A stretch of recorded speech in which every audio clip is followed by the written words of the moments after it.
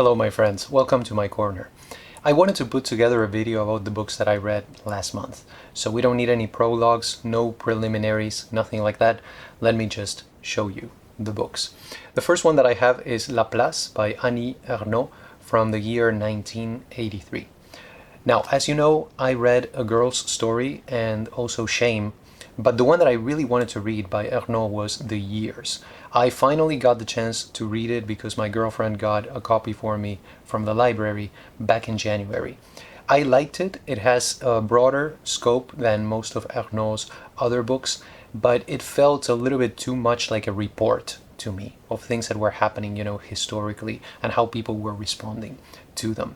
Now, La Place, the one that I read just now, is the first book by Ernaux that I read in French.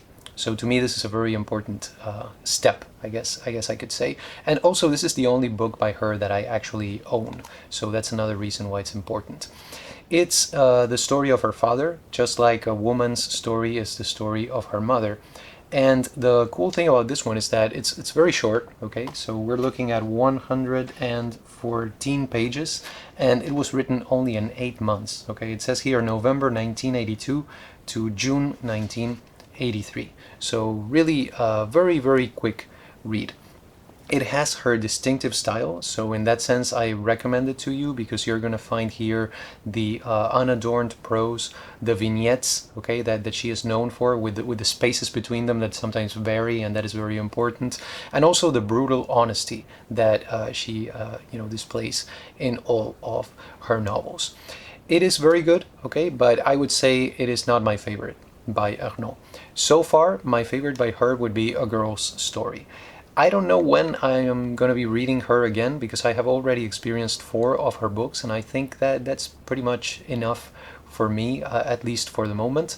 But once again, so far I would say the one that I would recommend to you by her is A Girl's Story. And there is, of course, that video that I did on it, in case you're interested. So the next one I have is from 1971, and that is Grendel by John Gardner. You will recognize this one because it is, usually or many times you will find it in high school reading lists. So I finally got the chance to read it.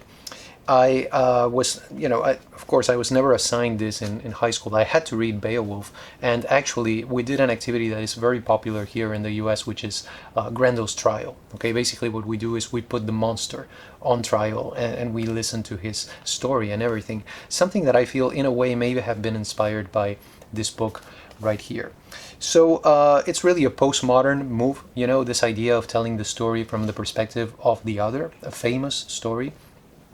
In this case, of course, the story of Beowulf, who, the character Beowulf is a secondary character in this novel. So I really like that. Just as an aside, I never had, for whatever reason, I never had trouble listening to the story from the perspective of the quote-unquote bad guy. Let me give you an example. When I read the Odyssey, right? Remember that episode with the Cyclops? I actually felt sorry for the Cyclops, okay? I was like, come on, they went into his cave and started to mess with his stuff and everything. That's not right, you're not supposed to do that. So I really identified with that character. I also had a whole story involving Skeletor from Masters of the Universe, but I'm not gonna tell you about that. Maybe I could explore that in another video because it's a really, really interesting episode in my life. In this story, human beings, right, man is described as the invader, but also as the shaper, okay? Because man is also the creator of poetry. Creator of poetry is kind of like tautological because poetry means creation. But there's a poet, right, a singer of poetry in the book, and Grendel, the narrator, refers to this character as the shaper. I really like that idea, this idea of poetry as what we have in order to give shape to our experience here in this plane of existence.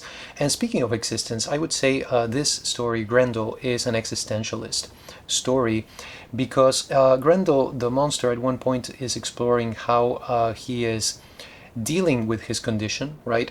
And he tries to go beyond his role, if we can put it that way, to kind of, go against his nature.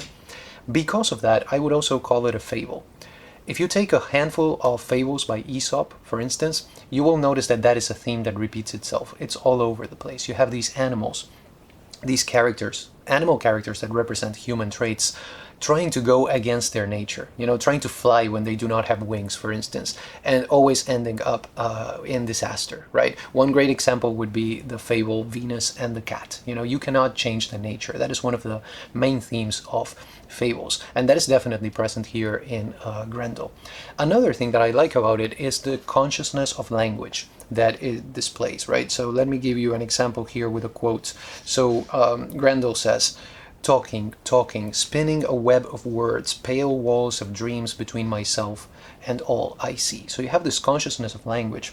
And also, something that I found to be very interesting is how Grendel, the character, plays with alliteration, right? Let me give you an example here. This one is on page 12. While they squeal and screech and bump into each other, I silently sack up my dead and withdraw to the woods. So you hear that repetition of sounds at the beginning of words. So in a way, what Grendel the monster here is doing is to appropriate and to subvert the official discourse, because that is what alliteration was back then. It was a trope of heroic poetry, and this is anti-heroic poetry that is using a similar approach. It is quite moving, the novel, okay? I would say it is really a compelling read, so I recommend it. And I had always wanted to read John Gardner because there was a book that I read a very long time ago by him, completely different, because this is not fiction, okay? But The Art of Fiction, Notes on Craft for Young Writers. Great book, okay? I read it, and as an author, I had that feeling, that experience when you read a book about writing and you're like, yes, this feels true, and it also feels like common sense, but I still need to read it because I need to be reminded of it. So that's the feeling I got with this one. I recommend also The Art of Fiction by John Gardner. The next one I have, you may be surprised at this one, but it is The Miraculous Journey of Edward Tulane from 2006. This story about a rabbit by Kate DiCamillo. I am a big fan of The Tale of Despero, the movie. Okay, because I have not read the book, I'll confess that. I want to read it now, but that is one of my favorite movies. And a couple of years ago, maybe 3 years ago or something like that, I read Flora and Ulysses. Okay, there has been a movie about that one. I did not read very positive comments on it, but the book was very good. I really enjoyed it, by the same author, of course. And one of the reasons why I wanted to read this one, right, The Miraculous Journey of Edward Tulane, is because it's about a rabbit. And as you know, we're in the year of the rabbit right now. So I was looking for books involving rabbits, just as I was looking for movies involving rabbits. One great movie to watch would be Donnie Darko, right? Great film. Very, very complex and very deep and just very interesting visually. So one of the other books that I was considering was Watership Down, of course. You think books about rabbits, which one is the first that comes to mind? Watership Down, of course. But it's kind of long, it's like almost 500 pages, and I was like, let's read something shorter first. I do want to read Watership Down. Should I do that? Please let me know. Okay, I have heard wonderful things about that book, but I have never had the experience of reading it. So it's kind of on my list. It's there somewhere on my list. So this one is just a very simple story, okay? Meant for children, as I said before, but the style is really beautiful, and it is by no means condescending to kids. You know what I mean when some authors write books for kids and they seem to be thinking, oh, okay, this word probably is too complex for them, so let's change it for a more simple one. This book, this author does not do that, and I really appreciate that. So it's a story of a China rabbit with a bit of an attitude, right? And also just the journey that he goes through and all of the lessons that he learns and how he comes to be basically enlightened about what it means to be alive and everything. So I must say, I'm really happy that there are kids reading this type of book. It's really wonderful stuff, and I enjoyed it, and I'm not a kid, so I thought it was really a great reading experience. Then I have this one, El gato que amaba los libros, which is good old The Cat Who Saved Books by Sosuke Natsukawa. Okay, Jorge, do you like cats? Are the winters cold in Siberia? Is Jorge Luis Borges an important author? Does my mother make great empanadas? Yes, I love cats, and I had just read The Boy and the Dog, right, by Seishu Hase, which I did a video on. So I thought, to keep some sort of a balance here, let's read a Japanese bestseller about a cat, and that's why I read it.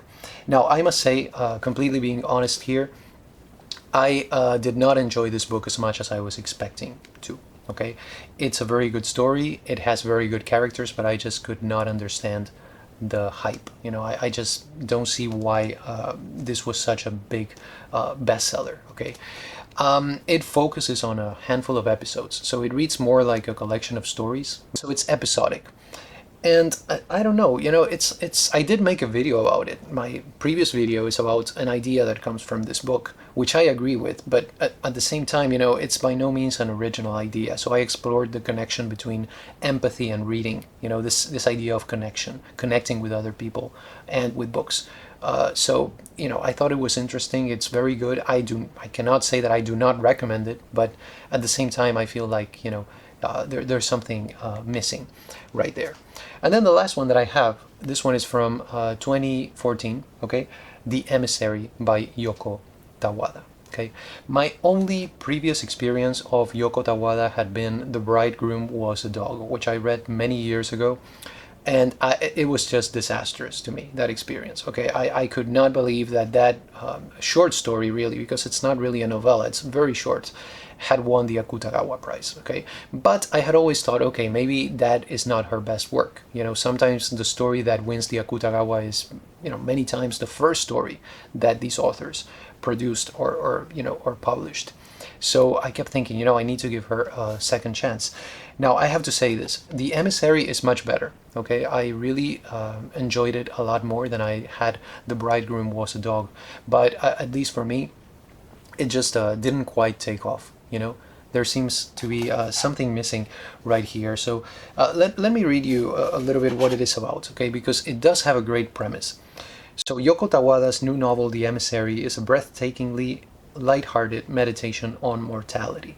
After suffering a massive, irreparable disaster, Japan cuts itself off from the world. Children are born so weak they can barely walk. The only people with any get up and go are the elderly. Mumei lives with his always worried great-grandfather Yoshiro, and they carry on a day-to-day routine in what could be viewed as a post-Fukushima time.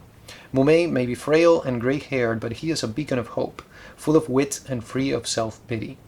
Deftly turning inside out the dystopian scenario, Yoko Tawada creates an irrepressibly funny, playfully joyous novel with a legerdemain uniquely her own. Okay, so once again, the premise is really great. I thought about Samantha Schweblin's Fever Dream because of this idea of a post-disaster kind of existence. You could also think of Cormac McCarthy's The Road. That one is about a son and a father. This one is about a kid and his great grandfather. So there's a difference right there. But you can also think about that. And I felt it was maybe a little bit too descriptive. When you have a great premise and you describe the situation, why things are the way they are, and the temptation is to describe that situation so much that you end up losing in the department of plot, right? I felt like there was not a lot of plot involved in The Emissary. That is not necessarily a bad thing, okay? There are plotless novels that are amazing and engrossing, right? But for some reason, I don't know, it was one of those books, when you get the feeling that you read the back cover description and that's pretty much all there is to it? That's the kind of feeling that I got with The Emissary, to be completely honest with you. I do like the preoccupation with language in the novel, okay? The preoccupation with etymology, and also the connection between language, etymology, and power. I was thinking as I read it of a completely different film, which is the Greek film Dogtooth, right, by Yorgos Lanthimos. That is a great film, and it also deals with, power and language. Completely different, but, I made the connection right there as I was reading it. So, as I told you before, The Bridegroom Was a Dog, I did not really like it. This one I liked it a little bit better. But I feel that I should read at least one more book by Yoko Tawada, to say, okay, I have given her a chance. So far, at this point, I would say that my favorite contemporary Japanese writer is still Yoko Ogawa. I also like Hiromi Kawakami, okay? I have not read Mieko Kawakami. I started reading Breasts and Eggs in Spanish a couple of months ago, but I felt that maybe at that moment in my life I was not ready for it, so I put it down and I kind of saved it for a future date. But I do want to read something else by Yoko Tawada. If you have recommendations for me, I would really appreciate that, so that I can say, okay, I have given the author a chance. She is my kind of author, or she's not. So, do you have any comments, questions, recommendations? Have you read any of these books? Please let me know. I always like to hear your comments, and I always do my best to reply to all of them. So, you know, your opinion, your thoughts, your reflections are always welcome. Thank you so much for stopping by, and have a wonderful day.